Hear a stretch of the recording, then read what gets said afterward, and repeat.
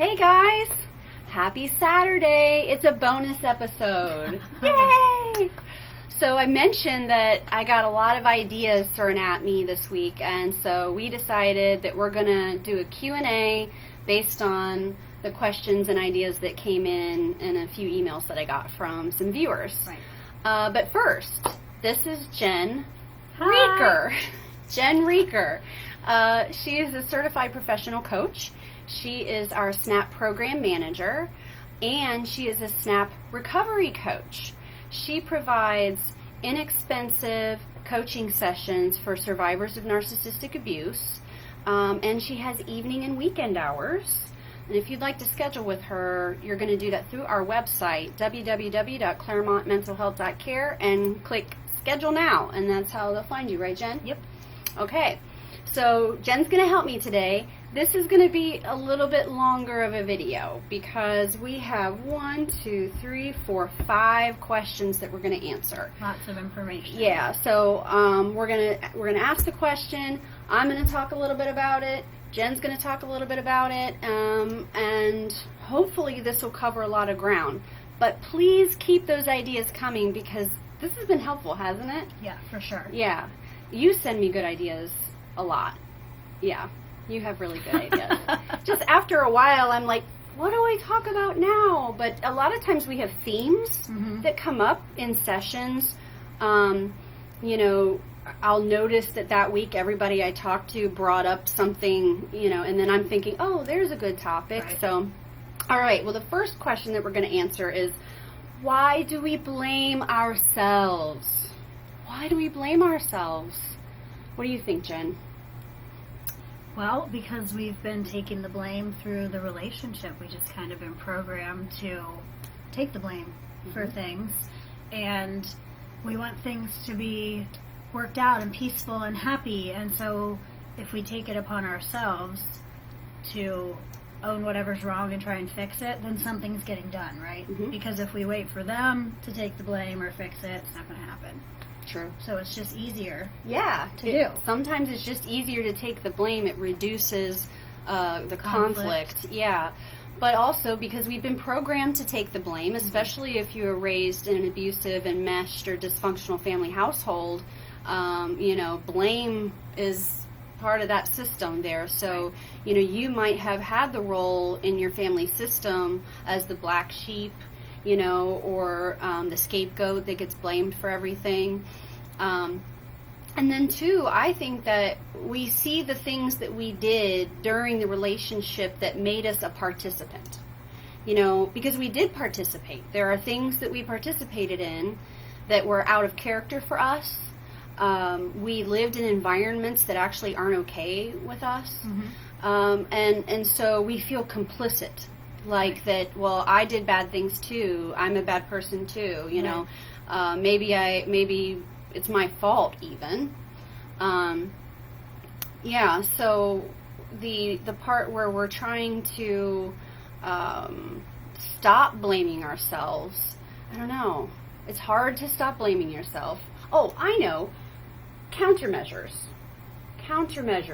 Countermeasures are sometimes what we're blaming ourselves for. Or the reactive abuse that we... Yes, right, or reactive abuse. Yeah, right. Great. So reactive abuse, they poke, you, because you're getting poked all day, and now you're in trouble, and then you feel bad because of your behavior, like, God, I really did lose my shit on that person, like, oh, so out of terrible, character. right, like, I did feel that. bad. Well, yeah, because you were being poked and prodded, and you lost it, like anybody would.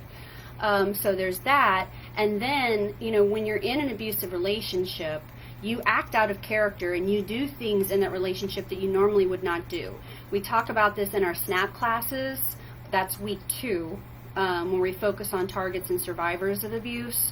We find that a lot of us did things that we wouldn't do. It's not in our character, but we've continued to overly identify with those behaviors, the things that happened, internalizing it and almost using it as evidence that we were the problem.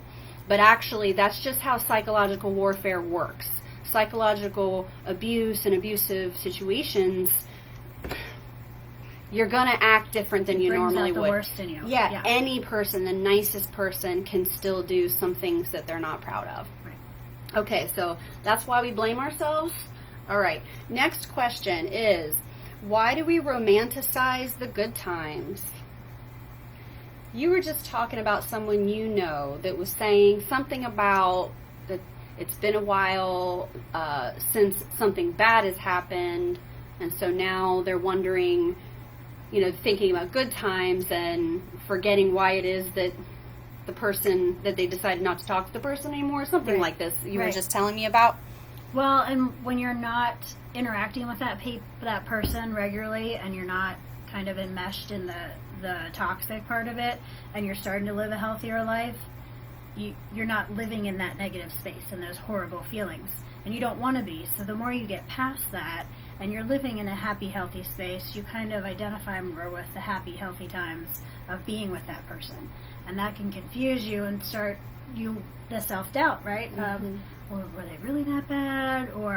And I think it's funny because as we were talking about why do we blame ourselves, why is it so easy for us to focus on the negative things we did and harp on them, but then so easy to let those go for the abuser and romanticize the good times and the wonderful times? Well, because they made us feel good. Those times made us feel good. And that's what you want to feel. You don't want to feel bad, so you don't want to keep thinking of those horrible things. That's a really great point. So it's like we'll villainize ourselves, but then still try to see the good in another person. Right. Yeah. Here's something is that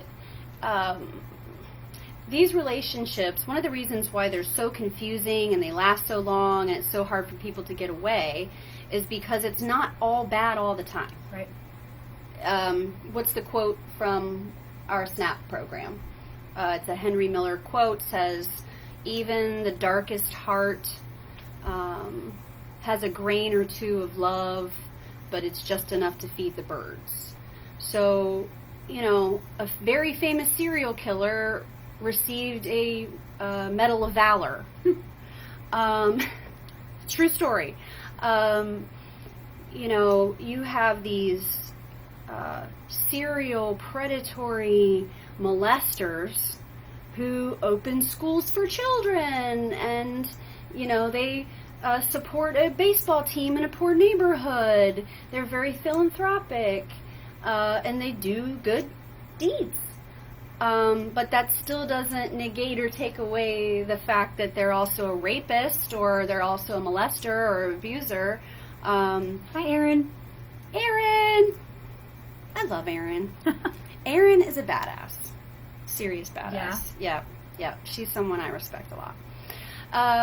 Yeah, so, you know... Well, we see it in our culture, too, right? Yeah.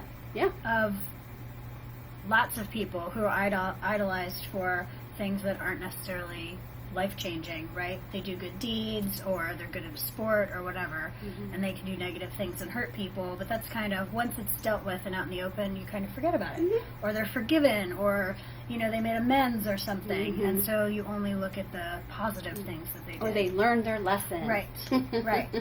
Yeah. And so if we romanticize these good times, that's where I feel we run into the fear, the place of possibly going back. Or being drawn back in somehow when inevitably you're going to be hurt again. So it's hard to keep that thought in your mind that yes, these negative things did happen when you're wanting to live in a positive, happy space. Yeah. And then if it's a parent, it's even worse. Because, you know, if it's your mother that we're talking about, I mean, she changed your diapers, she took you for ice cream, you know, but she also told you you were a fat cow as she's feeding you the ice cream, you know? So you're going to have good things and good memories, and that's okay. And I think it's really important that we acknowledge the good the whole way through the process. In fact, an exercise that I give people is to write a goodbye letter. And of course, you don't send this letter and you keep it in a private place so people can't read it, but you're going to have two sections. One section is saying goodbye to all the bad things, and we're listing the bad things. Goodbye to lying, goodbye to cheating, goodbye to feeling bad about my body. But then we say goodbye to the good things too. goodbye to that amazing vacation that was, I'll never forget. You know, goodbye to the day in the hospital when we had our children together. You know, there were still impactful, meaningful, good moments that happened too. Right. But now we're to the disintegrating fix and the ratio thing. Remember we talked about in the SNAP class? Mm-hmm. So, and this is one that I usually wind up explaining, but this is specifically what I'm talking about, is that those good times, or let's say the good time might also be part of the abusive cycle. Part of the honeymoon period is when some of the good times happen. We get addicted to the honeymoon period of the abusive cycle, and damn it, I forget what you were going to say. I spaced out. Just boom, spaced out, right like that. Okay, so what did you say right before I just started talking about that? Please help me.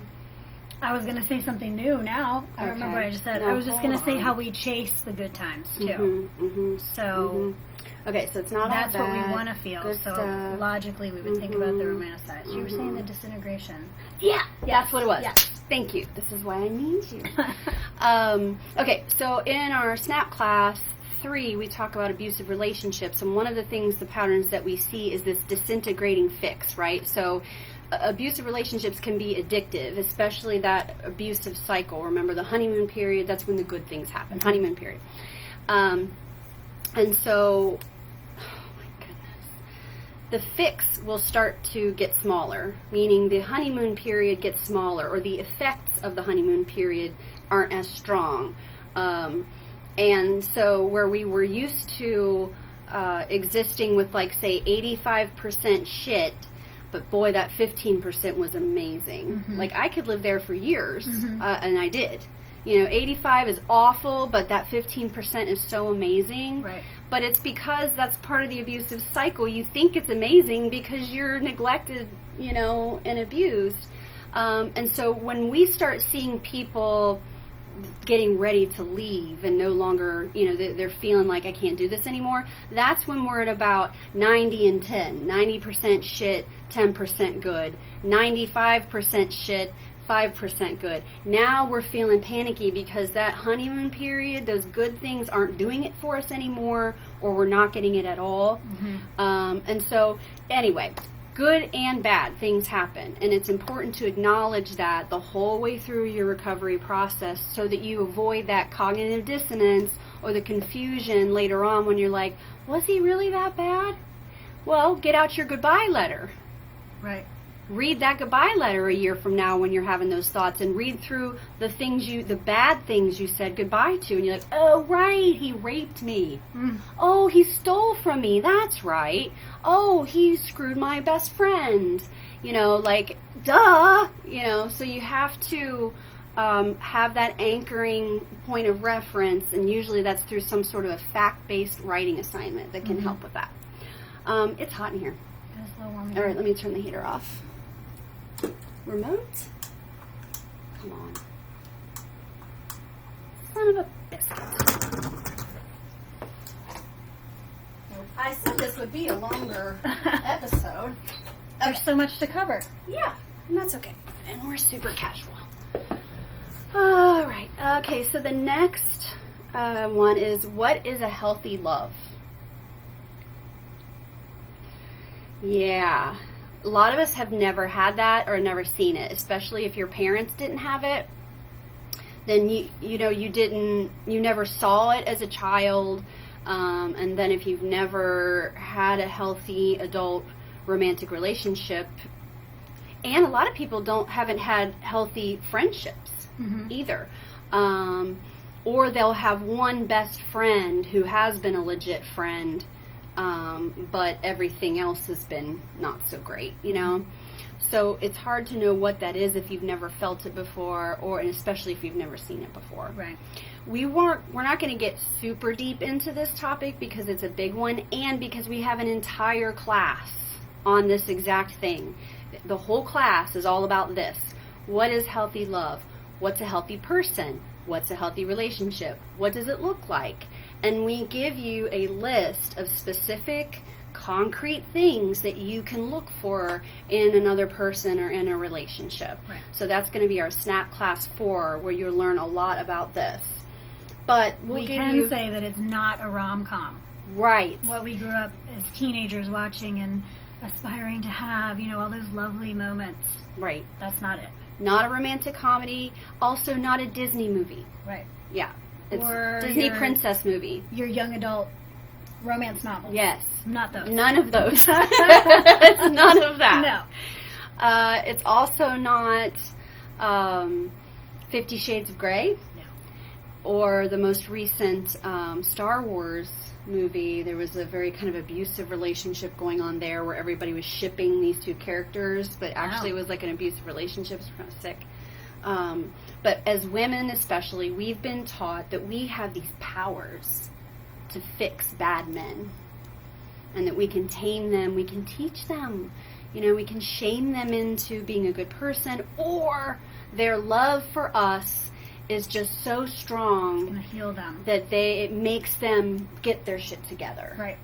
That you kick them out and say, you go find yourself, sir, and get responsible, and maybe I'll be here, maybe I won't, and I showed him. And then, a week later he comes back with flowers and a boom box and, Yeah. And you see scenes of him like shaving and cleaning his apartment, and he's tossing all the booze in the garbage can and crap like that, and his buddies are like, come on, let's go party. He's like, no, I'm going to the library. I've given that up. Yeah, that's not a thing. Nope. That's not how it works. So our version of healthy people and healthy relationships, that's one thing it's not. Another thing would be that it's balanced, that there's not this feeling of being exhausted and overwhelmed and depleted because the other person just requires so much and you're not really getting anything back. And then it should be something that enhances your life. So I always say, you're the cake, they're the icing. Good. It should enhance it. It should not complete you, right? You're the meat of it, but it should make your life better overall. Right. Right? And you shouldn't have to constantly question the stability of your relationship. Right. You should feel like, this person has your back. Yeah, they're a team member, they're a partner, and they do things in your best interest, even if they don't necessarily agree. Right. Like, when I see couples, I'm trying to explain, when they're having like a conflict over perception, like how things happen. Well, that's not how it happened. It happened like this, and we're in a deadlock. Okay. Well, here's the thing about a healthy relationship, is that if your husband sees the sky is green, then what we do is say, can you describe that to me? Is it an emerald green? Is it a sage green? A forest green? I don't see the sky that way, but I sure would like to know what it's like to see the sky through your eyes. Mm-hmm. That's love. That's love. Doesn't mean... Isn't it fun? That's funny. I see it as blue. Isn't that funny how we can both see it a different way? Yeah. But it's the same sky. Right, and I love you anyway because, it doesn't matter. That's not something that's important. So it's like that. You can be yourself, and the other person accepts you for who you are, and they celebrate you, not in a worshiping way, not in a pedestal way, but they're sort of like, when something good happens, they're happy for you. They're not going, what about me? How come I didn't get one?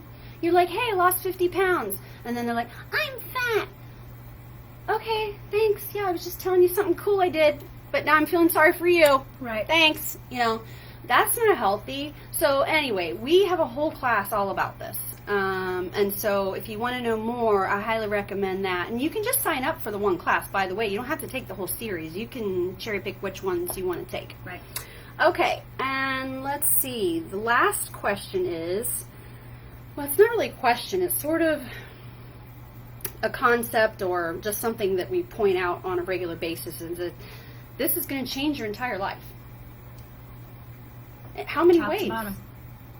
How you feel about yourself, who you are inside, who you are outside sometimes, your relationships with everybody, who is actually family now, because in-laws, that side of the family, you may not be interacting or connected with them anymore.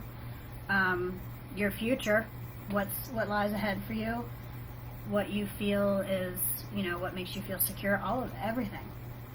Your hopes, your dreams, all of it. All of it. Because your whole reality just went. Mm-hmm. Yeah, and I think, too, it's interesting. What'll happen sometimes is someone will come in thinking that this one person is their problem. Or it might be. They never say that. It's always, it's probably my fault. I'm probably the one. I'm losing my mind. I don't know what I'm doing. I'm having an issue with this relationship. I'm sure it's me, though.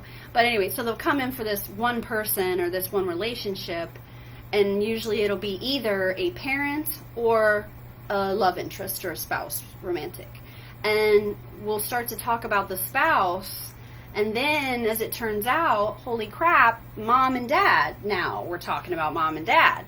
And now we're rewriting our whole life story, basically. Like, oh my gosh, that is completely making sense now. Mm-hmm.